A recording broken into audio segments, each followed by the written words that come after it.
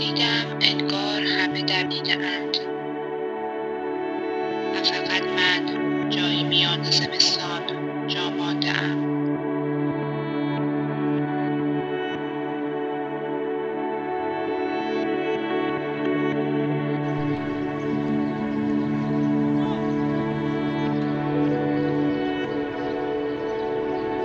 از آخرین باری که نشستم و برای ویدیویی نوشتم مدت هاست که میگذره.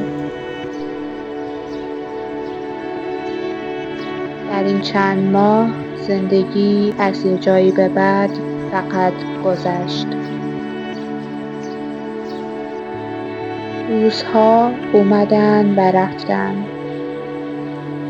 شبها اومدن و رفتن.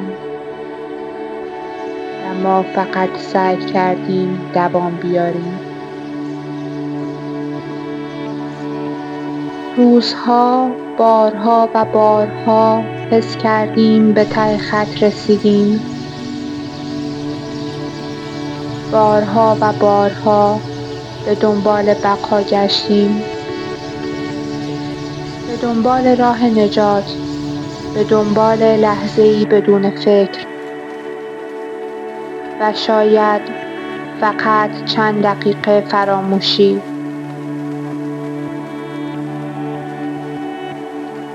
در جستجوی بقا غرق شدیم. غرق در کار، غرق در کتاب، در فیلم، ورزش. هر چیزی که کمک کند یک روز دیگر دوام بیاریم. یک روز بیشتر بمانیم و ادامه دهیم.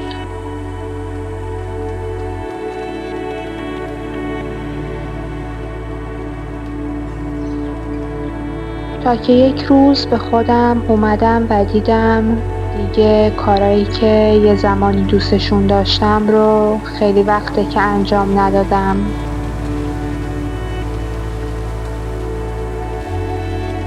دیگه کتاب نخوندم.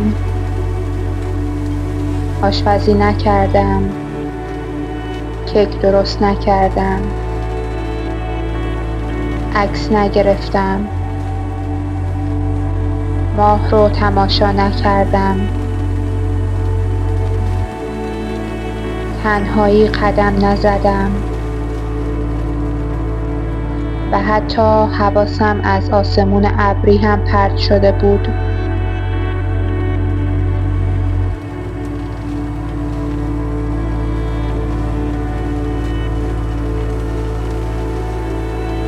همه چیز آروم آروم فراموش شد. زندگی بیروح شد. یک نواخت شد. من هیچ کاری نمی کردم.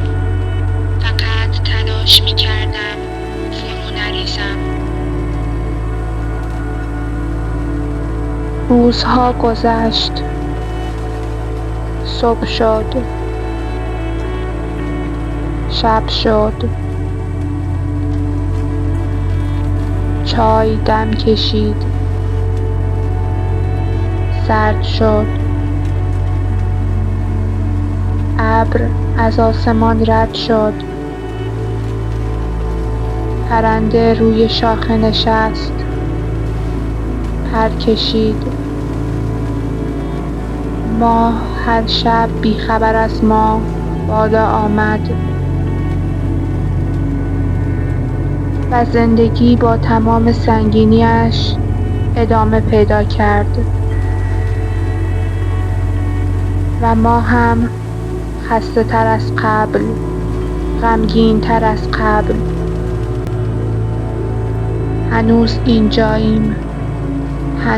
اینجاییم و فعلا همین کافی است. ادامه دادن.